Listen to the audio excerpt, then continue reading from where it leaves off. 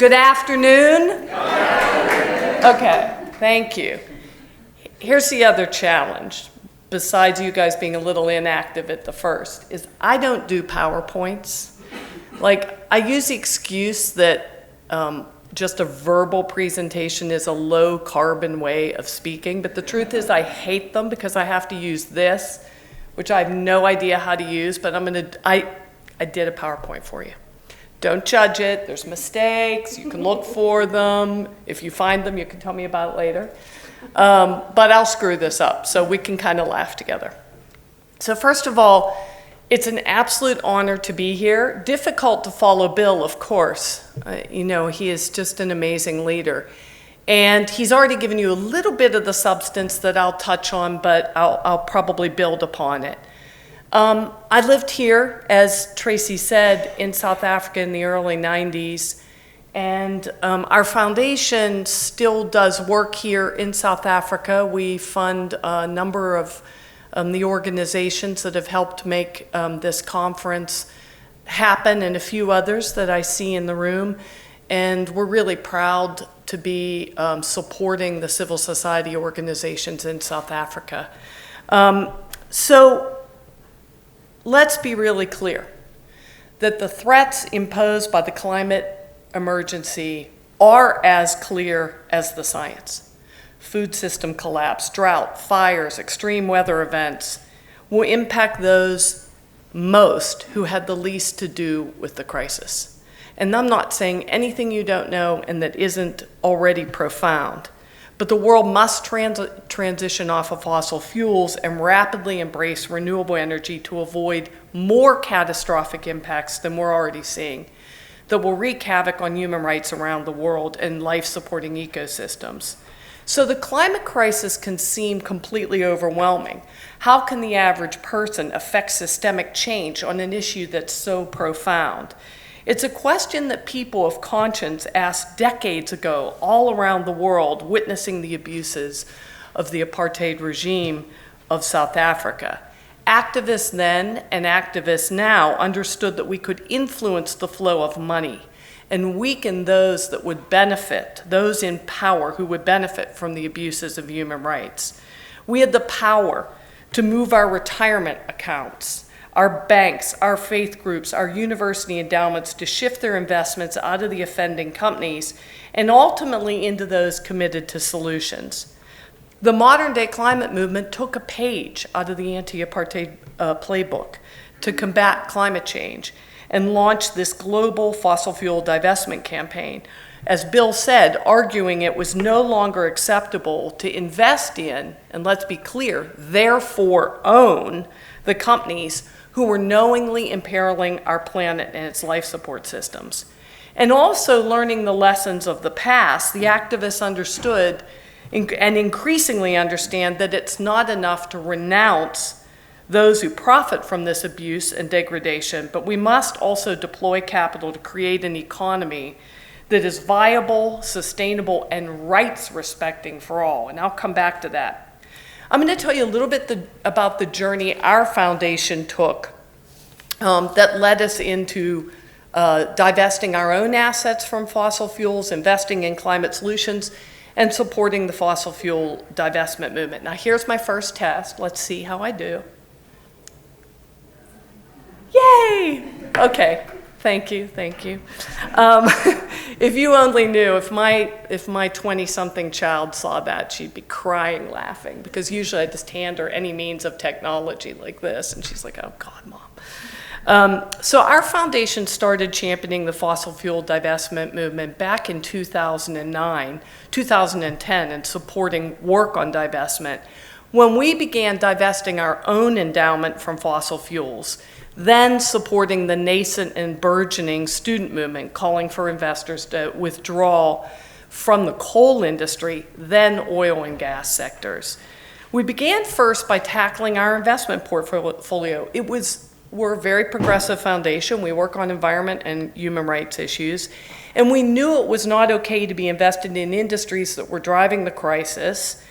And then with the vast share of our assets And then with a tiny sliver of that, our grants are 5% or 6%, now a lot more, which I can tell you about later.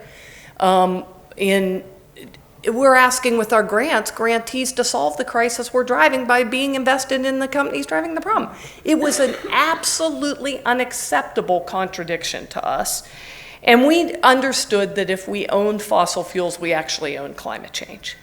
It was a moral imperative, as Bill said, first and foremost. That was our primary motivation, to develop social and environmental change filters to our investments. So we hired consultants, we beefed up our investment committee, and then as we went down this journey and we were like, are we gonna dabble in mission-aligned investing, or are we going whole hog? We decided to go 100% mission-aligned. And we said, we'll be totally transparent about it publicly, so that even if we lose our shirts, we are a case study for others to see and to evaluate. So that's what we did. So why fossil fuel divestment? Bill gave you already some of the background of the movement. We began supporting the very first student campaign. Student youth campaigners have always been the engine of social change worldwide, and they are the engine of this growing global movement, the climate movement. They, with the early divestment work, stressing the immorality of investing in the fossil fuel industry that was undermining their future. Some argued we had a responsibility instead to invest as well, but in the very first campaigns, there were a few campuses that did fossil fuel divestment, a few that did coal, and a few that led with invest and then divest. 8 campuses went to 40 overnight, and then Do the Math happened. And when Do the Math happened, it was like a match had been lit. And pretty soon, within, I'd say 6 months, 40 campuses went to 400 across the United States, and then started expanding across and into Europe. I won't go, you've already heard a little bit from Bill about the history of 350's role and from Alex, but it's important to realize that the article that Bill published in Rolling Stone connected the divestment concept with the idea of the carbon bubble and stranded asset risk to investors. Basically, the idea was that the fossil fuel companies had way more reserves of fossil fuels than they could ever burn and keep the planet below 2 degrees Celsius warming. We know now that's not enough. It needs to be 1.5 urgently. But that analysis was produced by an organization called the Carbon Tracker Initiative. And I say this everywhere I go in hopes that someday someone from the Nobel organization will hear me say that Mark Campanelli deserves a Nobel Prize for economics more than anyone. But if you're on the committee, let me know. Okay, so what slide am I on? I have no idea. See, I told you it's already happening. This is from a quote from the article, The Terrifying New Math, that was published in Rolling Stone. Now, this is just a historic relic. It's from a presentation that I gave at the very first student convergence at Swarthmore about actually our foundation and many of the groups that we were supporting thinking about the theory of change behind the fossil fuel divestment movement. And basically, I'm not going to go into detail on this, but think about this. The fossil fuel industry was the barrier to getting progress on climate change, full stop.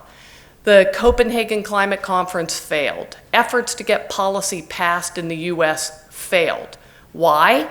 Because while foundations like mine poured tens of millions into promoting the science of climate change and supporting policy organizing, the industry was putting tens of millions more into disinformation about the science, into buying off politicians to make sure that they would not act on that science. And so the real problem was foundations like mine were busing students down to Washington, D.C. to lobby for public policy du jour. Let me say failed public policy du jour. Whereas there was this tool, finance, social finance, frankly, that we have access to because we invest. We invest in institutions we belong to invest. And with a hefty bit of activism, you can move those investment funds on a moral imperative. So, failure of policy, misplaced advocacy, industry disinformation, and now the youth start focusing on divestment. So why divestment? Divestment's a tool that any of us can use, but together can leverage really significant financial power. It's replicable if the students started at campuses, calling on their universities. It's replicable to other sectors, faith, pension funds, et cetera, and I'll come back to philanthropy. And social finance is already a proven lever of change. It's why it's so significant that we're here today in South Africa, in Cape Town. So it was clear as well that our sector, philanthropy, had to be pressured into divestment. And so I knew that the activists could not call on their funders to divest and still expect to get funding. So I created, along with some partners, something called Divest, Invest, Philanthropy, and we called on our sector to get their assets out of fossil fuels and invest at least 5% of their portfolios in the solutions. Today, we have close to 200 foundations around the world that have committed. Now, I'm not going to lie, it hasn't been an easy journey. And it was frustrating, quite frankly, at first, because to me it was obvious. The point of committing to divest invest for foundations was not for self-aggrandizement. It was to get out and put wind at the back of the student movement, to put our portfolios up and show that it can be done, and to drive the market for fossil-free products. We needed a sector to come out fast with social legitimacy and help to move the market. It was a grind. We had 17 foundations, then another 55, and that cohort was led by the Rockefeller Brothers Fund. I do want to correct something Bill said. It was the Rockefeller Brothers Fund that committed to divest, not the family itself, but that foundation is led by family members. It's just an important caveat. So as you'll see, a really joyous moment was when Civicus launched a new award for brave philanthropy, and they gave the inaugural award, the Nelson Mandela Graça Machel Award, to Divest, Invest, Philanthropy. We'll come back to philanthropy if we can. So the movement was organizing and growing really rapidly in a very short period of time. And new organizations were getting in behind 350, getting in behind the movement and saying, I'll run this in my sector. Like we created Divest, Invest, Philanthropy for philanthropy. Green Faith got in behind the faith sector. A new organization was formed, the Global Catholic Climate Movement, to start moving the Catholic sector on divestment. Groups around Europe and groups around the Global South began to embrace divestment, often in partnership with 350, but bringing their own special sauce and their own constituencies to the fight. 5 years ago this month, we had the first global divestment announcement. At that time, we announced that $52 billion in assets under management had been committed to some form of fossil fuel divestment. That was done the day after the People's Climate March and the day before Ban Ki-moon's climate summit. So I get the joy of telling you that at the 5th anniversary of that announcement, in 25 minutes, there'll be another announcement. And there's a press conference happening in this building. And today the announcement will be that we've reached 11 trillion in assets under management committed to some form of divestment. Give yourselves applause. For those of you that have been fighting this fight, this is absolutely stunning. No one thought that we could reach this level. And I think, David, did you do the math? Did you do the math that that's 1/16 of public? 16% equities, according to the World Bank. Wow, 16% of public equities, according to the World Bank. That's real money, folks. That's moving substantial assets. So the reason for this really rapid growth is multiple. First, it was very clear that there is a moral imperative. We are all global citizens, and every institution has a responsibility at this moment to take action on climate change. No one escapes global responsibility for infusing climate change into the operations of your institution. For charities and for not-for-profit institutions, including foundations, you receive charitable tax status to serve the public good. If your investments are arguably undercutting the public good, you have moral, ethical, and ultimately fiduciary responsibility to divest. Because your fiduciary duty as a not-for-profit is to the mission first and foremost. And obviously, climate change impacts the mission of virtually every nonprofit or charitable institution. Okay, I want to kind of move along because Bill gave you a nice history. So 2014, first announcement. This is why you start to see the movement exploding. These are the reasons to divest, and I'll come back to the fiduciary. But then you start to see strong linkages coming between the divestment movement, the people like Steve Kretzman who have worked for decades to keep it in the ground and to end fossil fuel subsidies. You start seeing other strategies connecting together with the divestment movement, all focused on the fossil fuel industry. And then an explosion of litigation all around the world, calling on governments to take action and also targeting the fossil fuel directly for damages. And campaigns calling on politicians not to take any money from the fossil fuel industry, and finally stopping the financing and underwriting of fossil fuel projects. I would add another interesting historic piece that as we get up closer to today, the very first students that organized divestment campaigns in the United States formed something called the Sunrise Movement. And they are the ones that developed the concept of the Green New Deal and the advocacy for the Green New Deal, which is just exploding in the United States and even globally. Green New Deal advocacy is now taking off worldwide. Okay, so last year in whatever year that was, because I can't remember, at the San Francisco Climate Summit, the network of organizations working on divestment announced that we had crossed a 7.1 trillion threshold 1 year ago. It's 11 trillion today, and said we called on investors to divest 10 trillion by 2020, and now to start getting serious about the invest side of the equation, that we have to scale the solutions rapidly so that we can get off of fossil fuels. And I'm going to spend most of the remainder of my talk focusing on that. But I do want to, Bill's already touched on this, I do want to share this chart. I did not put this chart together, nor could I even figure out how to put that red mark around it, so you can see it's kind of off, it's not aligned. I told you I'm not good at this. What is this?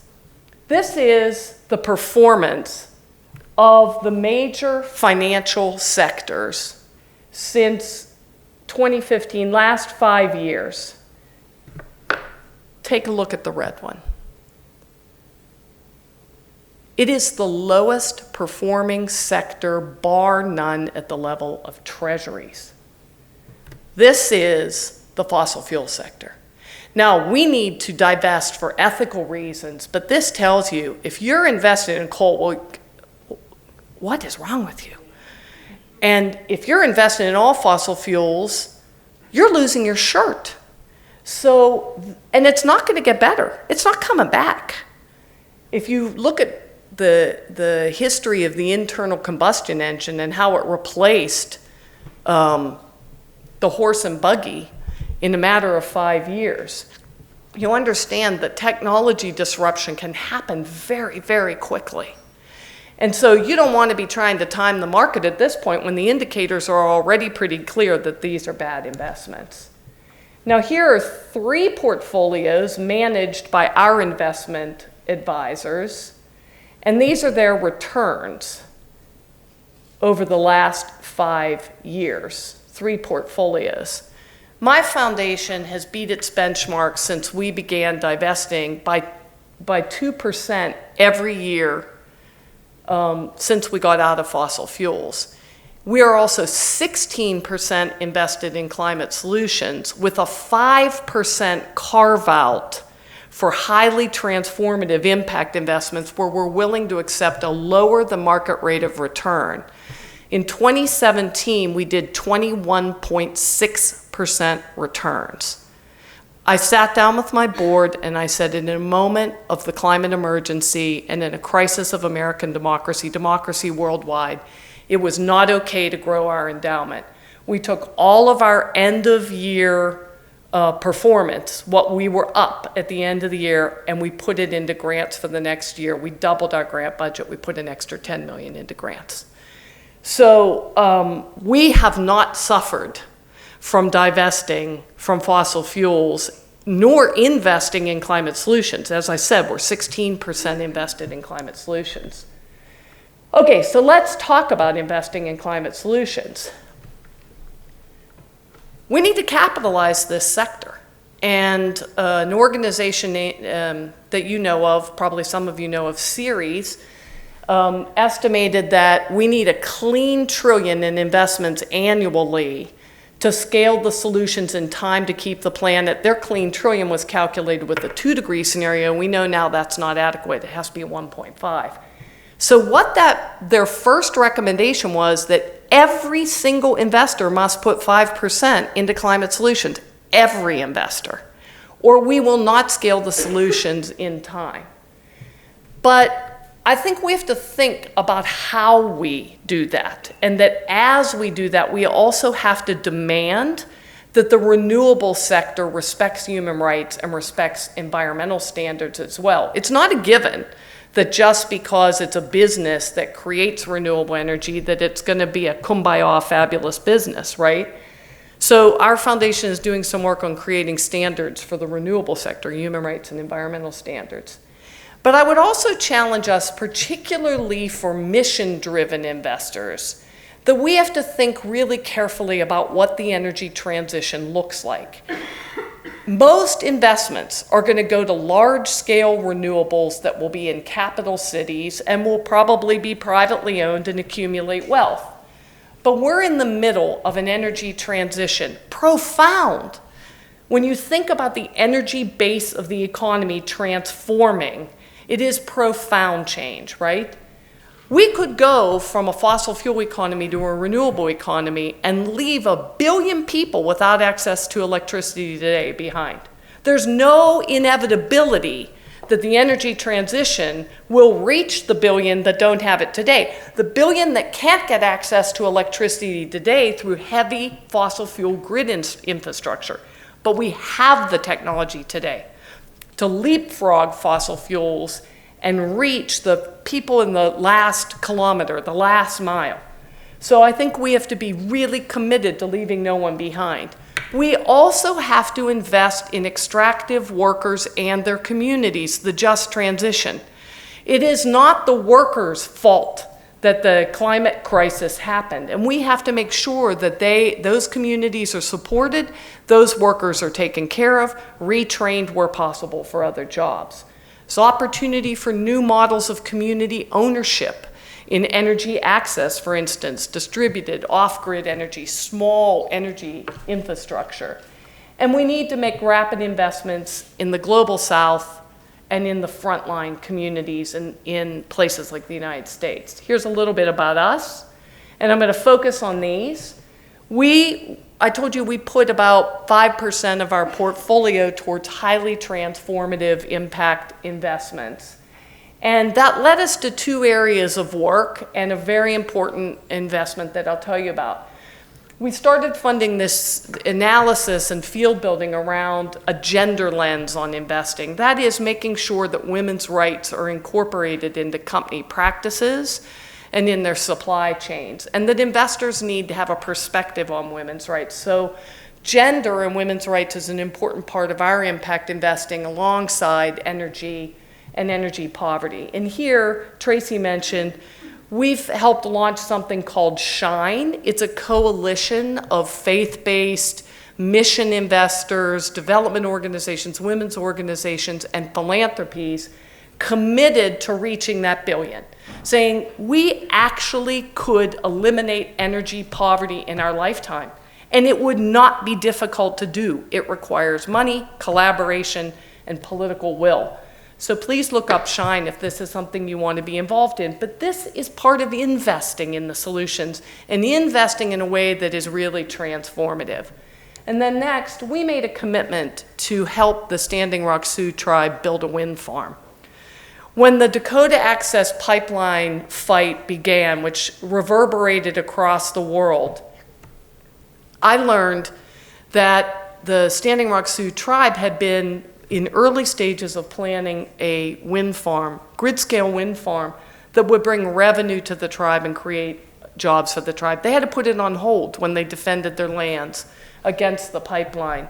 So we've helped them start to build the wind farm and to attract investors. And to me, I bring this up because I think this is a model of what philanthropy can be doing, but not just philanthropy. This is actually going to bring market returns. We may not accept market returns, my foundation, but it will bring market returns to the investors, and it will be owned by the tribe. And so they need investors to get in behind them, but they will control the wind farm. These are the examples we need to be thinking about when we think about investing in climate solutions and transforming our society as we do so. Okay, I only think I have a couple more slides, maybe even one, which makes me really happy. It's the last one.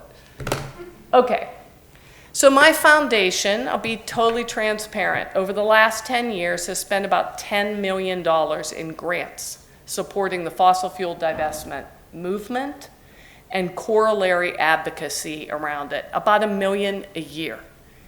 And today, the movement has moved $11 trillion in assets. We've made about 165 grants. At the same time, we've modeled the Divest Invest call to action, and it's been pretty successful for us financially. But here's what I want you to think about. Institutions that divest have a strong ethical, financial imperative to do so. We can come back and talk about this. But most significantly, institutional investors who don't divest are morally and financially derelict and potentially at risk for failing in your fiduciary duty because you are on notice that you have climate risks in your portfolio. And if you are not acting on them and lose in a portion of your investments, then you are at risk of failing in your fiduciary duty for not acting sooner. And it is this combination of ethical, financial, and fiduciary imperatives that have really fueled this movement and will continue to fuel it. It's why it's grown so significantly. But it has not focused sufficiently on the invest side, and I know we're going to spend a little bit of time talking about that. The fossil fuel industry is not going to change its stripes. Years of shareholder engagement, and we do shareholder engagement with many other industries. We believe in shareholder engagement. Years of shareholder engagement with the fossil fuel companies has more than borne this out. They continue to pursue growth strategy that will blow the roof off the Paris Agreement and expand fossil fuel production and infrastructure, spending billions of dollars to do it, while they continue to spend millions quietly or indirectly now lobbying against climate progress. They do it through their front groups if they're not doing it directly. And they continue to sow disinformation about the science and the solutions needed to solve our common emergency, while they market the fraction of their assets that go into greener solutions. They spend more on the marketing of those greener solutions than they do on the solutions themselves. Check out Influence Map's analysis of that. So don't be deceived that your engagement is going to produce 1.5 business plans from ExxonMobil. In the history of the world, there are moments where we have to decide which side are you on. As climate change barrels down on us, the choice is crystal clear. It's long since time to divest. Money is power, as Tracy said, and we can leverage capital to avert catastrophe and power change that benefits all of us. Thank you.